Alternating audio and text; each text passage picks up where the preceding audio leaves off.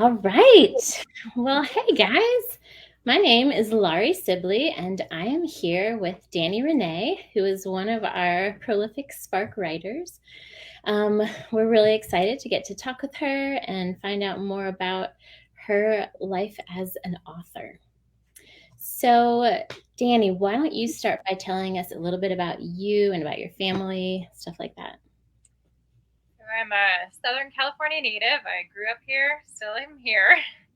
And I was a homeschool kid who is now homeschooling her own kids. Cool. As a young child, started doing theater, and that was my first love. And books had always been a part of that. I think the creation of the characters and that kind of thing is actually what kind of sparked my interest in theater to begin with. And then I started writing a couple years ago. I've always written actually theater scripts as a kid and as an adult before I ever started writing novels. And I wasn't honestly sure if I could write novels because I wrote dialogue only. That's funny. My kids have started writing scripts and making movies, so we've got lots of scripting happening in my house. I don't think scripting is a word, but you know. Yeah, it is a word. It is a word. It is now. Oh gosh. What's something that you and your family like to do together if you have a day off or something? We love to travel. We have a camper trailer that we have taken across the country. And so anytime we get a chance to go to national parks or historic things, we constantly are hiking and stuff like that, especially in our local mountains. So we're all over. My kids, ironically, they're 9 and 7. I have to think for a second because they just had birthdays. But they actually really love the little tiny museums that are in small towns. So we'll go to a small town and be like, do they have a little museum? Sometimes it's one room.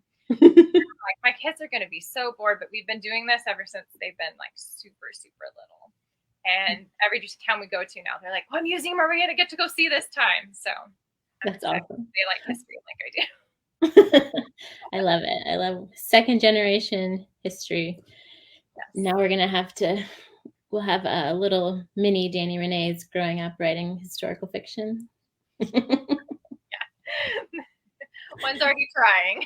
Awesome. Well, Dani's story in our last issue of Spark was called, I wrote it down, but now I can't find it. The Neighborly Cow, is that what it's called? Mm-hmm. Yeah. That's what I thought. The Neighborly Cow, and it is written in the epistolary format, which is like a series of back and forth letters. So will you tell us a little bit about the inspiration for that story? So I loved the concept of that issue's theme because I've always wanted to write something in that format. And so I thought, well, this is a safe little tinier space to kind of try it in. Exactly. And to see if I could even do it. I wasn't sure, honestly. So I sat down and I actually started writing a completely different story than what I actually submitted and went, I don't know if I like this at all. And one night I sat down and I was like, I want to write something funny. So I'm like, let's make this funnier. And I came up with this random brash, kind of sassy neighbor with this cow that just kind of goes berserk. And it just kind of kept going from there. I will say I do have, I write a lot of Scottish stuff. Pretty much everything I write has Scotland in it somewhere. Even if it's not set in Scotland, it will have Scotland. And I have this tiny little stuffed cow whose actual name is Duncan. So I always say this is his story that I wanted to write for him. It's awesome. So did the stuffed Duncan come first or the story came first? The stuffed Duncan actually came first. Okay, cool. So now he has his very own story. Yeah. I like it. And you guys can follow, I just made my screen go away. You guys can follow Dani on Instagram, where you can catch a glimpse of Duncan the stuffed cow, and he has all sorts of adventures. So I highly recommend that. um, so what first got you started on Scotland? Like why is that so fun and so important to you? It's a huge part of my heritage. I'm also Irish and English, but it's something that has captivated me since I was, gosh, I don't even remember, since I was super little. The culture, the people, just the beauty of the land has always intrigued me. And it's just something I've been honestly studying since I was very, very little. And so when I started writing, I just found it encroaching in everything that I was writing. And I was like, why are all these Scottish people coming in? I don't know, but I guess they're here. And so it's just such a part of me that I guess I couldn't help but put it in what I do. And so everything I always say, if you have a conversation with me long enough, it will always lead back to Scotland. Like, it just will. Well, I love that. That's awesome. And you have a Facebook group, right? Specifically tell us more about that. Yeah, so I have a Facebook group. It's called the Scottish Book Hounds, and covers books, history, all sorts of fun historical facts from Scotland. I do Folklore Friday, so it has every Friday is like some folklore from Scotland. So it's just full of really fun stuff. So yeah, it's a fun, tiny little community. My favorite part is the learning a new Scottish word. Yes. And Yes. like trying to figure out how you're going to use it in your next story. I learned so much just by the post I put in there. It's so fun. It's just a sneaky way to research and also hang out. It really is. Except for I get way too many story ideas. I'm like, oh no, not another one. Right.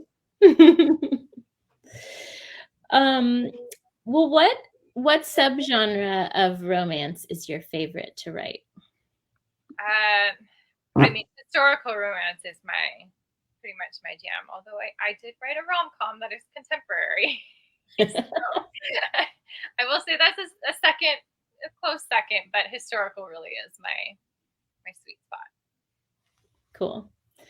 And I mean, a historical can be funny too. Like your flash fiction piece was hilarious. So yeah, you've got a historical rom-com vibe. Yeah.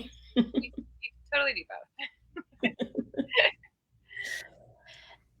You've recently put out a novella, which is available for newsletter subscribers, right?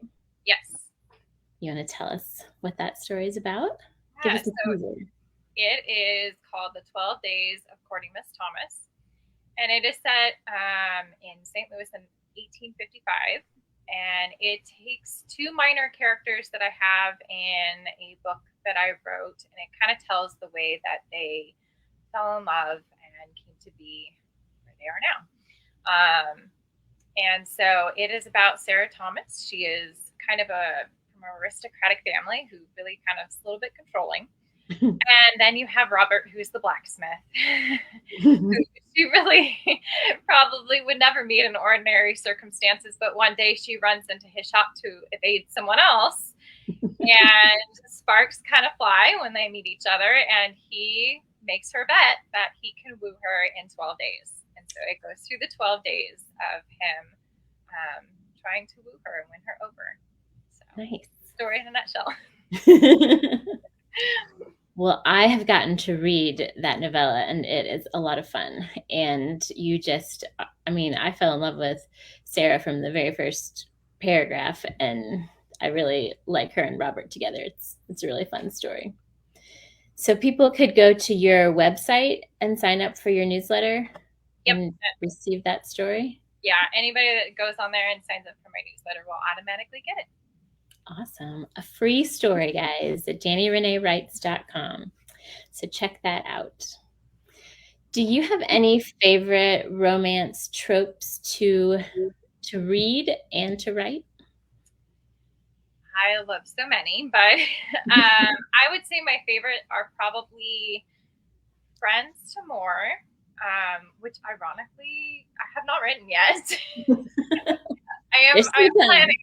I am planning one. But I really like that when characters kind of have this history before, and there's so many various reasons as to why they're not together, or so it's kind of fun to play with. But then on the flip side of that, I also love enemies to lovers too.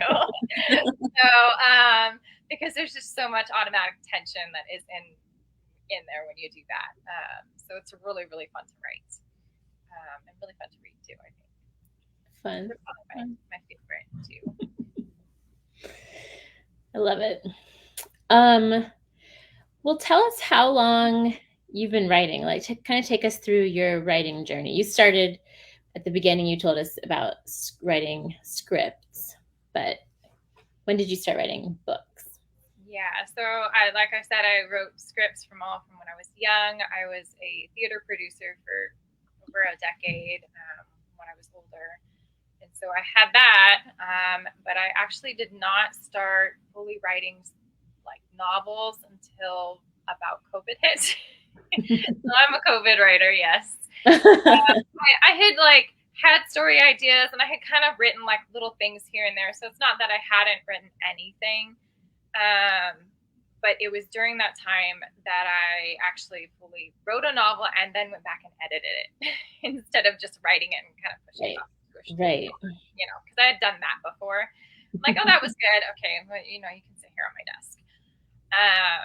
Ironically, it's kind of funny. I started writing my very first book, which no one will ever read. And I started posting it on Facebook. I did not set out to write a novel at all, you guys. Like, at all. I literally just got bored one day because we were on lockdown and I couldn't go anywhere. And so I started writing the story out on Facebook. And I had so many people that were like, well, okay, well, where's more of it? And I was like, oh, I was just going to write one scene. That was it. And they're like, well, where's the rest? I'm like, okay. So like I kind of I kept writing it, and people are like, you really should take this off Facebook and actually just write the book. So that is how I started writing. I love that. They were like, no, this is way better than just messing around on Facebook. Yeah. So then after that, obviously, I started, actually learning how to write better. Yeah, I started posting on Facebook. That's so funny. Well, you've got fans ready and waiting, it sounds like. Apparently, yeah. So what's your writing process like now? Now that you're not writing on Facebook. Yeah, right. I don't recommend that. My writing process is typically the same for most books, but I will say every book is so different. This last book that I'm just drafted, oh my gosh, it took me way out of my process, I was like mad at that. But I definitely am a plotter. I plot everything out. But I usually get a spark of an idea and I kind of write it down, and then it usually sits there while I work on like 3 other things. And then after it's kind of sat there for a while, I sit there and I research the heck out of it because I write historical, so there's lots of research. And then I usually plot it out. But I also leave lots and lots of wiggle room because I have characters that crop up on me. Some of my favorite like secondary characters were definitely never intended to be there at all. And so I'm glad they are, but I didn't plan on them. They broke into the story. Yes, they did. And so I typically, other than this last novel that I just wrote, fast draft novels. And so I literally write them in 2 weeks. And then it takes me forever to edit them. I'm a really, really slow editor, really, really fast drafter. So for the speed that I do in the drafting, I make up in the edits. But I absolutely loved drafting that fast because I set aside 2 weeks, and it's not that I don't have to do things, I do, but I live, eat, and breathe that book. So it is like constantly on my mind. And I feel like it's just so continuous that it comes out easier for me that way. Mm-hmm. So yeah, that's pretty much my crazy process. Well, I love finding out about everyone's different processes because we just write so differently. Like I am a very Yes. slow drafter and just can't fathom how you can produce a story that quickly. It's just amazing to me. I know. I always love hearing everybody's processes because they're all so different, and yet we all end up with books somehow. Yeah, and it's pretty cool. Yeah. Well, what is the best piece of writing advice that you've received that you could pass on to people listening? I always say you have to continually keep learning and be open to keep getting not criticism on, I mean, I guess criticism on your piece. There's always something you can improve, even if it's something minor, even if you're an award-winning author, there's always something you can improve on in your writing, and to look for those individual things. If you go, okay, this book, I'm really working on dialogue and I'm going to really, really punch up the dialogue this time. But don't get overwhelmed by it. Just take one tiny baby step at a time. That's good advice, to pick one thing to focus on, not try to do all the things all at the same time. Yeah. If I do all the things, I will get overwhelmed and it won't get done. Completely overwhelmed. Do you have any sweet romances that you've read recently that you could recommend to us? No surprise here, but I read Laura Francis' latest book. Of course, Scotland. The Rose and the Thistle is amazing. I absolutely loved that one. I also really loved Kim Duffy's, I think it's The Weight of Air. I think that's the name of it. It is fantastic. Both of those, just the moment I opened the page and started reading, I got sucked in, and my children didn't see me for a day. Well, I love that. I haven't read either of those, but they're both on my list, so maybe I need to bump them up a little higher.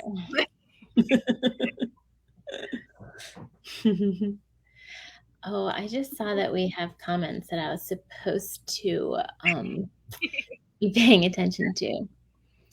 Okay, here's a question from an audience member. She says, what is your story about how you and your husband met and fell in love? Oh, that's a good one. So like I said, I've done theater my whole entire life. And so we both went to a small Christian college, and he was a techie. So he did the lights and the sound. And I was, actually, I was doing backstage stuff at that point, but I was more the actor, director kind of / person. And so every day he would come in and I took roll for the class because that was my job apparently. And he would kept talking to me, and I was like, you can go into class now. Like, it's really okay. Like, you don't, I got your name. I got it. I'm good. And he kept doing it. And I was like, I know who you are now. Like, I got you. The minute you walked in the door, like, I got you. You're good. And he just kind of kept following me around. I'm like, what's going on here? And somebody was like, I think he likes you. I'm like, oh, is that it? So yeah, but we're the perfect combination because he knows all the technical stuff that I have no idea, and I know the other side of the theater. So we're definitely a theater creative family. That's great. Are you going to ever write a theater setting story? Yes, of course. Good. Somewhere in there, but yeah, I have to. Definitely.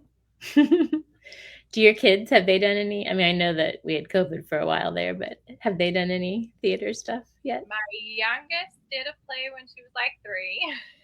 Wow. Because I needed a Sandy in my Annie play. You can go up there, right? You're only 3. You're good. You can be a dog, no problem. Yeah, so she did that, and we haven't done anything since. She's super into her horseback riding, and so that takes over her life. But I think she'd be really good because she's excellent in accents. Like that girl can, she's amazing.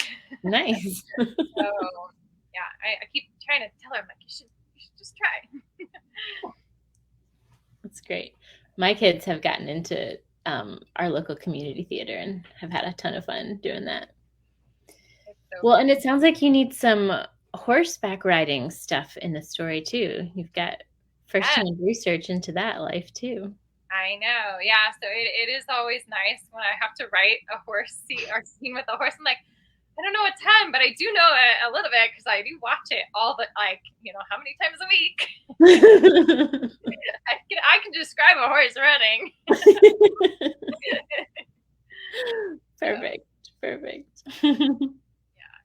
Everything is research. That's right. We're not wasting time. This is very important research that we're doing. Exactly. Right now. Exactly. Oh, we have a special request for a Scottish accent. Are you as talented as your daughter? I can do a really bad one. I mean, it's not very great, but try. I gotta think of something to say though. Let me think. Now I'm thrown off.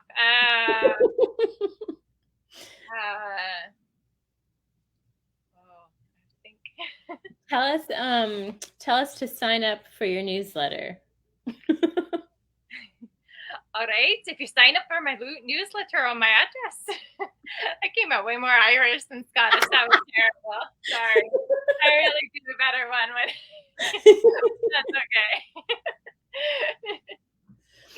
So when you're writing a Scottish accent in your story, how do you decide like how you're gonna let the reader know that it's in an accent, but without like exhausting them by trying to sound out actual Scottish things?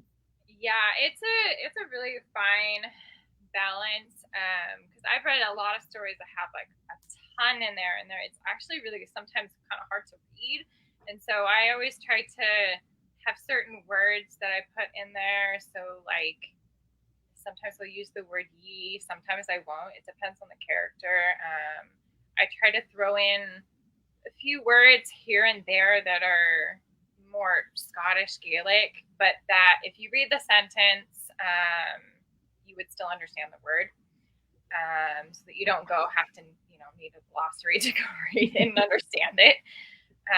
So yeah, it's a really fine balance, and I've written so many different characters, and some have thicker brogues than others. So yeah, that's awesome. It's a challenge, but it's fun. Well, if anyone is reading Dani's books and they need to know some of the definitions for some of these words, remember that you can join her Scottish Bookhound group where you get a quick little vocabulary word every week to help you out with that.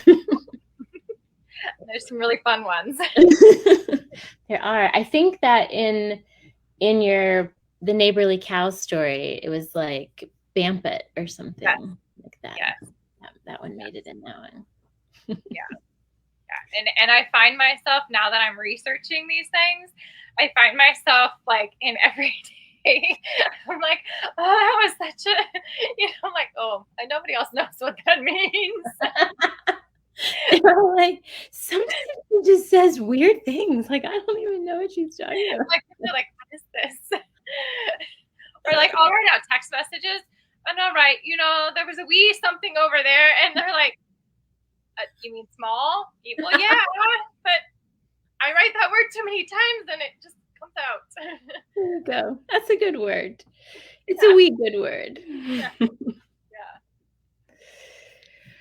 Well, Dani, thank you so much for being with us today. Thanks for telling us about your stories, and we can't wait to sign up for your newsletter and read the 12 Days of Courting Miss Thomas. And we can't wait to follow you on Facebook and see what Duncan the Highland Cow is up to. And we are thankful for you sharing your words with us, and we can't wait to find out what comes next for you. Yeah, thanks. It was fun. Thank you guys for watching, and we'll see you next time. Bye.